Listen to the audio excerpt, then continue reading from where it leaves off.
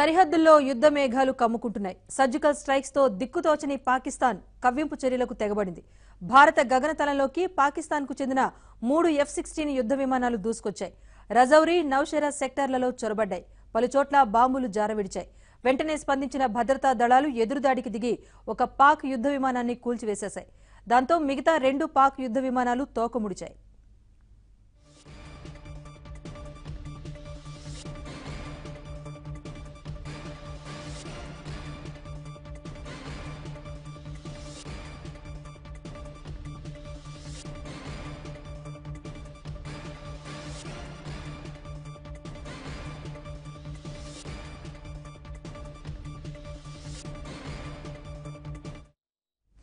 భారత్పై యుద్ధానికి పాకిస్తాన్ పూర్తిస్థాయి సన్నాహాలు ప్రారంభించింది.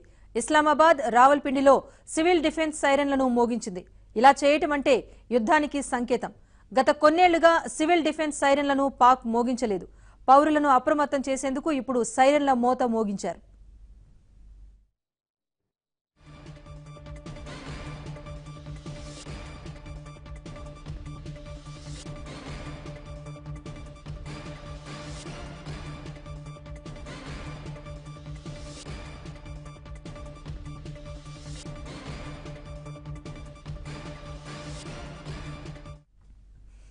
మరోపక్క శ్రీనగర్, రాజౌరీల్లో భారత్ గగనతల నిషేధాజ్ఞలు ప్రకటించింది.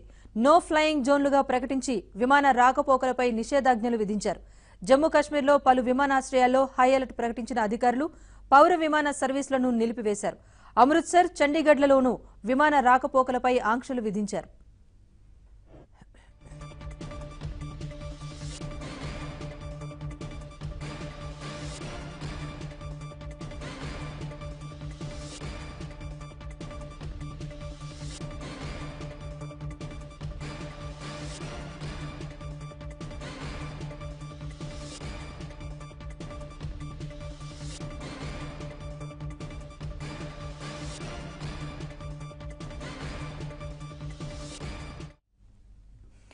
ఓవైపు యుద్ధ విమానాలను భారత్ పైకి పంపిన పాకిస్తాన్ మేజర్ జనరల్ ఆసిఫ్ గఫూర్ మరోవైపు ట్విట్టర్లో విమానాల కూల్చివేతకు సంబంధించిన ట్వీట్లు చేశారు. ఇవాళ ఉదయం 2 భారత విమానాలు పాకిస్తాన్ గగనతలంలోకి ప్రవేశించాయని, తాము వాటిని కూల్చివేశామని ప్రకటించారు. 2 భారత విమానాల్లో ఒకటి కశ్మీర్లోనూ మరొకటి పాక్ ఆక్రమిత కశ్మీర్లోనూ కూలిపోయాయని వెల్లడించారు. ఒక భారత పైలట్ను కూడా అరెస్ట్ చేసినట్లు ట్వీట్ చేశారు పాక్ మేజర్ జనరల్ ఆసిఫ్ గఫూర్. ఇవాళ ఉదయం భారత గగనతలంలోకి వచ్చిన 3 పాక్ F-16 యుద్ధ విమానాలు, వాటిలో ఒకటి F-16 యుద్ధ విమానాన్ని కూల్చివేసింది భారత సైన్యం.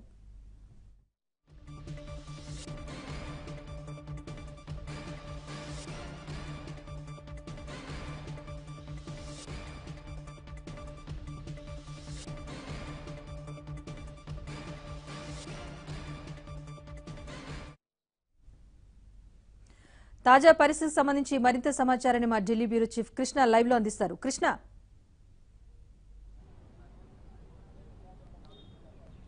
రాజేశ్వరి, సరిహద్దుల వెంట కొంత గందరగోళ వాతావరణం నెలకొనిందని చెప్పుకోవచ్చు. ఇటు భారత్, పాకిస్తాన్ ఇద్దరు కూడా అధికార ప్రతినిధులు, పాకిస్తాన్ ఏదైతే మిలిటరీ అధికార ప్రతినిధి గఫూర్ ఉన్నారో ఆయన పాకిస్తాన్ గగనతలంలోకి ఈరోజు కూడా భారతదేశానికి సంబంధించినటువంటి వాయుసేన అతిక్రమించింది. వాటిని రెండింటిని కూడా కూల్చేశాము. ఒకటి ఎల్ఓసిలో పడింది, ఒకటి పాక్ ఆక్రమిత కాశ్మీర్లో కూడా పడింది అంటూ అక్కడ ట్వీట్ చేసినటువంటి పరిస్థితి. మరోపక్క భారత ప్రభుత్వం చేస్తున్నటువంటి క్లెయిమ్ ఏంటంటే పాకిస్తాన్కి సంబంధించినటువంటి F-16 యుద్ధ విమానాలు 3 భారత్ వైపుకి వచ్చాయి. భారత్ గగనతలంలోకి 3 పాక్ యుద్ధ విమానాలు వస్తే వాటిలో ఒకదాన్ని 3 కిలోమీటర్ల దూరం నుంచి పేల్చివేశాం. అది కింద పడింది. అక్కడ ఉన్నటువంటి ఆ ఫ్లైట్లో ఆ యుద్ధ విమానంలో ఉన్నటువంటి 2 పైలట్లు మరణించారంటూ భారత్ వైపు నుంచి వస్తున్నటువంటి సమాచారం. మొత్తం అయితే కొంత ఆందోళనకరమైనటువంటి పరిస్థితి. నిజానికి ఇక పాకిస్తాన్ డైరెక్ట్గా యుద్ధంలోకి దిగిందా అన్నది కూడా మనం చూడాల్సింది. కొంత రక్షణ శాఖ అధికారుల నుంచి మనకు అందుతున్నట్టు సమాచారం ఏంటంటే పాకిస్తాన్ వాయుసేన F-16 యుద్ధ విమానాలతో కొన్ని బాంబులను జారవిడ్చే ప్రయత్నం చేసింది. జమ్మూ అదేవిధంగా నౌషారా సెక్టార్లో బాంబులను జారవిడ్చే ప్రయత్నం చేసింది. వాటిని ధీటుగా ఎదుర్కొన్నాం. అవన్నీ కూడా తిరిగి వెనక్కి వెళ్ళిపోయాయి. ఇక్కడ ఏమీ నష్టం జరగలేదు అన్నది భారత ప్రభుత్వం చెబుతున్నటువంటి మాట. కానీ అక్కడ గఫూర్ ఏదైతే పాకిస్తాన్ ఆర్మీకి సంబంధించినటువంటి అధికార ప్రతినిధి చెప్తున్నటువంటి మాట, ఇక్కడ ఒక ఎయిర్ క్రాఫ్ట్ను భారత్కు సంబంధించినటువంటి ఎయిర్ క్రాఫ్ట్ను కూల్చివేశాం, ఒక పైలట్ను కూడా అరెస్ట్ చేశామని కూడా ఆయన కొద్దిసేపు క్రితమే ట్వీట్ చేశారు. కానీ ఈ రెండింటినీ కూడా భారత ప్రభుత్వం ఇంకా రక్షణ శాఖకు సంబంధించినటువంటి అధికారులు కానీ, కేంద్ర విదేశాంగ శాఖ అధికారులు కానీ, హోంశాఖ అధికారులు కానీ వీటిని ఇంకా ధృవీకరించలేదు. పరిస్థితిని అంచనా వేస్తున్నారు. అక్కడ ఉన్నటువంటి పరిస్థితి మొత్తానికి పాకిస్తాన్ అయితే ప్రతీకార చర్యలకు తెగబడుతుంది అని కూడా దీన్ని బట్టి మనకు అర్థమవుతుంది. భారత గగనతలంలోకి పాకిస్తాన్ వాయుసేనకు సంబంధించినటువంటి F-16 యుద్ధ విమానాలు రావడాన్ని బట్టి చూస్తుంటే ఇక పాకిస్తాన్ కూడా కవింపు చర్యలకు పాల్పడటమే కాకుండా ఇక బాంబులను కూడా జారవేడ్చాలి అన్నది కూడా ఒక నిర్ణయానికి వచ్చినట్లుగా మనకు ప్రాథమికంగా అందుతున్నటువంటి సమాచారం. సో వాటిని ఏ విధంగా తిప్పికొట్టాలి అన్నది ఇక భారత ప్రభుత్వం చూడాలి. ఇక నేరుగానే యుద్ధం చేస్తుందా, పాకిస్తాన్ యొక్క లక్ష్యం ఏముంటుంది, అంటే ఏవేవి పాకిస్తాన్ లక్ష్యంగా ఉంటుంది అన్నది కూడా చూడాలి. ఇప్పుడు అక్కడి నుంచి వస్తున్నటువంటి సమాచారం అయితే పాకిస్తాన్ యుద్ధ విమానాలు కొంత బాంబులను జారవిడ్చినట్లుగా మనకి అందుతున్న సమాచారం. ఆ జారవిడ్చిన దానివల్ల పాకిస్తాన్ బాంబులు జారవిడ్చినప్పటికీ కూడా ఏమాత్రం కూడా మనకి నష్టం జరగలేదు అన్నది భారత ప్రభుత్వం చెప్తున్నటువంటి మాట. కానీ నష్టం అయితే జరిగింది. భారత్కు సంబంధించినట్టు ఒక మిగ్ విమానం కూడా క్రాష్ అయింది అన్న వార్తలు వస్తున్నాయి. ఆ క్రాష్ దేనివల్ల అయింది, సాంకేతిక లోపం వల్ల అయిందా, లేకపోతే పాకిస్తాన్కి సంబంధించినటువంటి యుద్ధ విమానాలు ఢీకొట్టడం వల్ల ఈ మిగ్ విమానం క్రాష్ అయిందా అన్నది కూడా ఇంకా పూర్తి సమాచారం రావాల్సింది.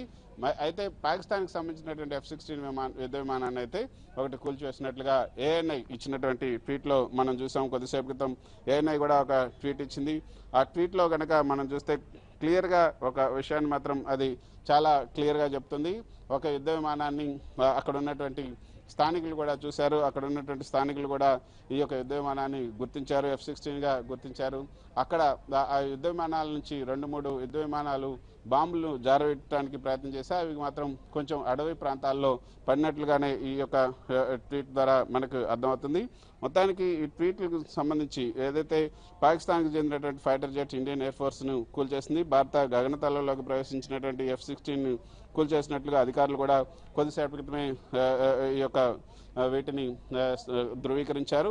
మరో విషయం రాజేశ్వరి, ఇక్కడ జమ్మూ, అదేవిధంగా శ్రీనగర్, లేహ్, అమృత్సర్ ఎయిర్పోర్టులతో పాటు పఠాన్కోట్, అదేవిధంగా చండీగఢ్, ధర్మశాల, డెహ్రాడూన్ ఎయిర్పోర్టులను కూడా పౌర విమాన సేవలకు తాత్కాలికంగా నిలిపివేయాలని కూడా ఆదేశాలను జారీ చేసింది. ఇక భారత్కు సంబంధించినటువంటి సరిహద్దుల్లో ఉద్రిక్త పరిస్థితులు చోటు చేసుకున్నాయనే చెప్పుకోవచ్చు. తాజాగా ఈ F-16 పాకిస్తాన్కి సంబంధించినటువంటి F-16 విమానం భారత సైన్యం కూల్చేసింది. కొద్దిసేపు క్రితమే కన్ఫర్మేషన్ వచ్చింది. ఇది రాజేశ్వరి, పాకిస్తాన్కి సంబంధించినటువంటి F-16 యుద్ధ విమానాన్ని భారత సైన్యం కూల్చేసింది. నౌషారా సెక్టర్లో వచ్చినటువంటి ఈ పాక్ యుద్ధ విమానంపై దాడి చేసి నేలమట్టం చేశారు. అయితే ఈ దాడిలో పారాచూట్ సాయంతో పాకిస్తాన్ పైలట్ తప్పించుకునేందుకు ప్రయత్నం చేశారు. ప్రస్తుతం ఉన్న పరిస్థితుల్లో భద్రతా బలగాలు మరింత అప్రమత్తమయ్యాయి. పాక్ ఎలాంటి చర్యలకు పాల్పడినా కూడా తిప్పికొట్టేందుకు భారత సైన్యం సిద్ధంగా ఉందని కూడా చెప్పొచ్చు. ఇప్పుడు అందుతున్నటువంటి కన్ఫర్మేషన్ ప్రకారం ఒక యుద్ధ విమానాన్ని భారత వాయుసేన కూల్చివేసింది. అందులో ఉన్నటువంటి పైలట్స్ ఒక పారాచూట్ ద్వారా దిగేందుకు ప్రయత్నం చేస్తున్నారు. ఆ పైలట్ని కూడా పట్టుకొని అరెస్ట్ చేయొచ్చు, లేదంటే ఆ పైలట్ కనుక గాయాలతో దిగుతారా, లేకపోతే పైలట్ పరిస్థితి ఏ విధంగా ఉన్నదని చూసి తర్వాత భారత ప్రభుత్వం దానికి సంబంధించి ఒక ప్రకటన కూడా విడుదల చేసే అవకాశం ఉంది. ప్రస్తుతం అయితే ఇక క్లియర్గా నిన్న జరిగినటువంటి దాడులకు ఏదైతే బాల్కోట్, అదేవిధంగా మిగతా 2 ప్రాంతాల్లో జరిగినటువంటి ఎయిర్ స్ట్రైక్ సంబంధించి భారత ప్రభుత్వం చేసినటువంటి ఎయిర్ స్ట్రైక్ సంబంధించి ప్రతిగానే పాకిస్తాన్ సైన్యం ఇప్పుడు ప్రతి దాడులకు దిగింది అనే చెప్పొచ్చు. నేరుగానే ఈ ప్రతి దాడులను చేస్తుంది. ఈ దాడులను భారత ప్రభుత్వం, భారత వాయుసేన, అదేవిధంగా సరిహద్దు ప్రాంతాల్లో కూడా ఉద్రిక్త వాతావరణం ఉంది. సరిహద్దు ప్రాంతాల్లో అక్కడ కాల్పుల విరమణ ఒప్పందాన్ని ఉల్లంఘిస్తూ కాల్పులు నిరంతరం జరుపుతూనే ఉన్నారు. నిన్న సాయంత్రం నుంచి రాత్రి కూడా జరుపుతున్నారు. ప్రస్తుతం అయితే ఇప్పుడు హోరాహోరీగానే ఈ కాల్పులు అక్కడ రెండు వైపుల నుంచి కూడా ఈ యొక్క బోర్డర్ లో రెండు వైపుల నుంచి కాల్పులు అయితే జరుగుతున్నాయి. ఒక పక్క బోర్డర్ లో మన సైన్యాన్ని ఎంగేజ్ చేస్తూనే మరోపక్క వాయుసేన ను ఉసుగొల్పి వాయుసేన ద్వారా పాకిస్తాన్ ఆర్మీ ఈ యొక్క పాకిస్తాన్ ఎయిర్ ఫోర్స్ ఈ యొక్క విమానాలను F-16 విమానాలను కూడా ఉపయోగించి బాంబులను జారవిచ్చే ప్రయత్నం అయితే చేస్తుంది. వాటి లక్ష్యాలను అయితే ఆ లక్ష్యాలు ఏంటి అనేది మనం చూడాల్సింది.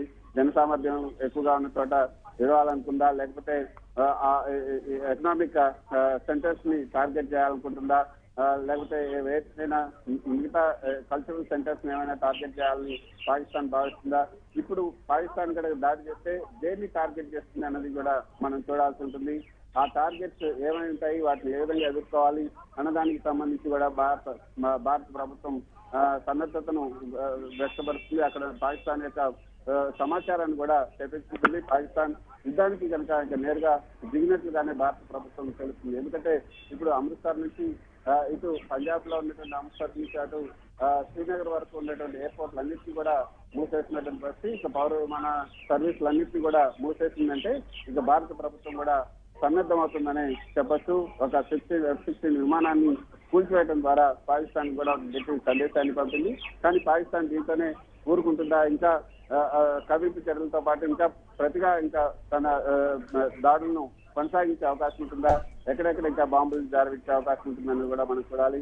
ఇప్పుడు మాత్రం ఇది చాలా సీరియస్ ఇష్యూగానే మనం చూడాల్సినటువంటి అవసరం ఉంది రాజేశ్వరి. ఎందుకంటే ఒక బాంబులను జారవించడం కోసం పాకిస్తాన్ యుద్ధ విమానాలు వచ్చాయి. వాటిల్లో 3 యుద్ధ విమానాల్లో ఒకదాన్ని కూల్చివేయడం, మిగతా 2 వెనక్కి పోవడం అంటే అది ఇంకా అంతటితో ఆగిపోదని మనకి చాలా స్పష్టంగా తెలుస్తుంది. భారత ప్రభుత్వం కూడా అదే విషయాన్ని గమనిస్తుంది. సో పాకిస్తాన్ అయితే ఇక డైరెక్ట్ గా యుద్ధంలోకి దిగినట్లుగానే మనం భావించవచ్చు రాజేశ్వరి. కృష్ణ, మరి ఇప్పుడు already Pak army civil defence సైరన్లు కూడా మోగించింది, యుద్ధానికి సిద్ధమే అంటూ కూడా చెప్పడం జరిగింది. అంటే పరిస్థితి కొంతవరకు అదుపు తప్పినట్టుగానే తెలుస్తోంది. మరి సరిహద్దుల్లో నిషేధాజ్ఞల విషయంలో కానీ ఇతరత్ర ముందుకు ఎలా వెళ్లాలనే వ్యూహంపై ఆర్మీ అధికారులు అందిస్తున్న సమాచారం ఏంటి?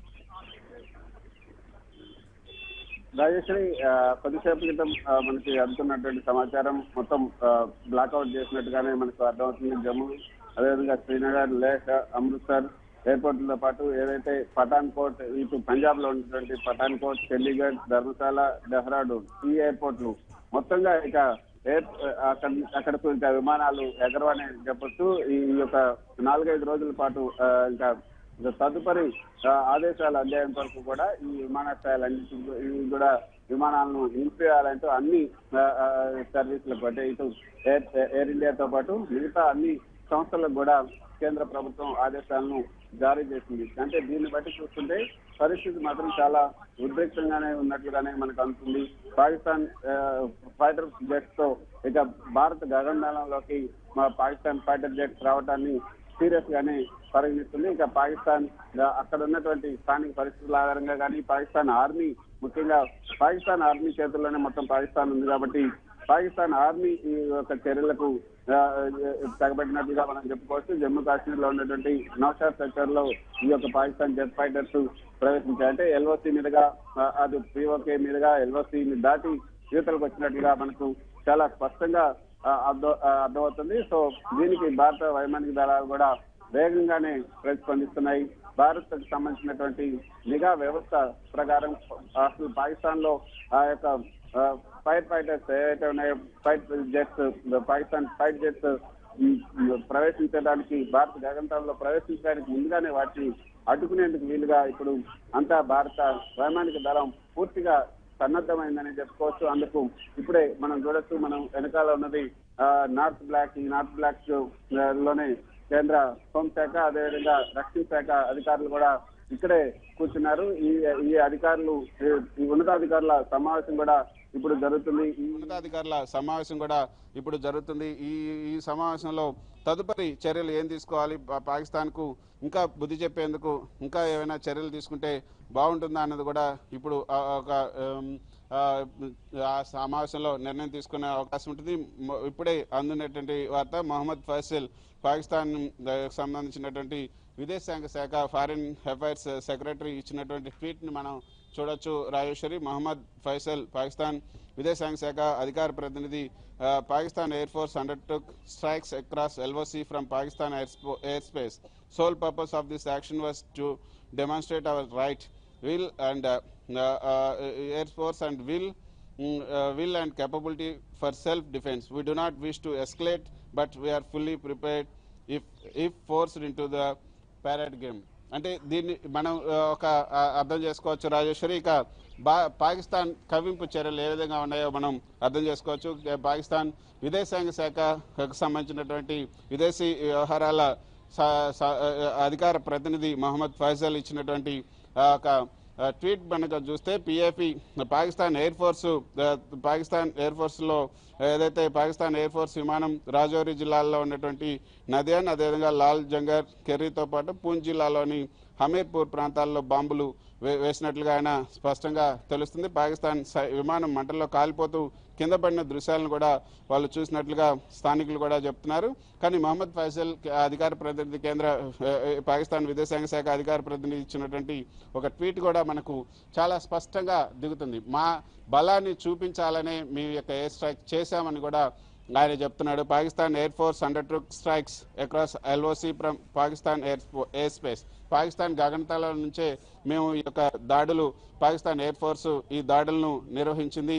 ఈ దాడుల యొక్క ఏకైక లక్ష్యం ఒకటే, మా యొక్క రైట్ని చూపించుకోవాలి. అదేవిధంగా మా విల్ని, అదేవిధంగా మా క్యాపబిలిటీని, మా సామర్థ్యాన్ని కూడా మా యొక్క సెల్ఫ్ డిఫెన్స్కి సంబంధించి సామర్థ్యాన్ని కూడా భారతదేశానికి ముఖ్యంగా అంతర్జాతీయ సమాజానికి కూడా తెలిపేందుకే ఈ యొక్క స్ట్రైక్స్ చేశామని కూడా చెప్తున్నారు. ఈ పరిస్థితి ఇంకా విపరీత పరిణామాలకు దారితీయాలని కూడా మేము కూడా అనుకోవటం లేదు. We do not wish to escalate but are fully prepared if forced into the parade ground. అంటే దీన్ని బట్టి మనకి మా యొక్క సత్తా ఏంటో తెలియజేయడం కోసం మేము ఈరోజు మా యొక్క పాకిస్తాన్ ఎయిర్ ఫోర్స్ దాడులు నిర్వహించింది అన్నది కూడా ఆయన ద్వారా తెలుస్తుంది. అంటే ఇక వాళ్ళ సత్తాన్ని నిరూపించుకోవడం కోసం ఈ దాడులు చేశారు, అంతేగాని వేరే ఉద్దేశం లేదు, వేరే ఇది కూడా లేదన్నది కూడా వాళ్ళు చెప్తున్నటువంటి మాట. కానీ మనకి మళ్ళీ మరో సమాచారం, ఇండియా పాకిస్తాన్ సరిహద్దుల్లో ఉన్నటువంటి తాజా పరిస్థితులపై కేంద్ర హోంశాఖ మంత్రి రాజ్నాథ్ సింగ్ సమావేశమయ్యారు. కొద్దిసేపు మన వెనకాల ఉన్నటువంటి నార్త్ బ్లాక్లోనే ఈ సమావేశం జరుగుతోంది. సరిహద్దు ప్రాంతాల్లో ఈ రాజ్నాథ్ సింగ్ సమీక్ష జరుపుతున్నటువంటి పరిస్థితి. అత్యున్నత స్థాయి సమావేశానికి ఈ నేషనల్ సెక్యూరిటీ అడ్వైజర్ అజిత్ దోవల్తో పాటు చీఫ్, అదేవిధంగా హోంశాఖ కార్యదర్శి, ఇతర అధికారులు కూడా ఈ సమావేశానికి హాజరయ్యారు. మొత్తానికి పాకిస్తాన్ ఎయిర్ ఫోర్స్ ఏదైతే ఈ F-16 విమానం రాజౌరి జిల్లాలో ఉన్నటువంటి నదియాన్, లాల్ జంగర్, అదేవిధంగా కెర్రీతో పాటు పూంచ్ జిల్లాలో ఉన్నటువంటి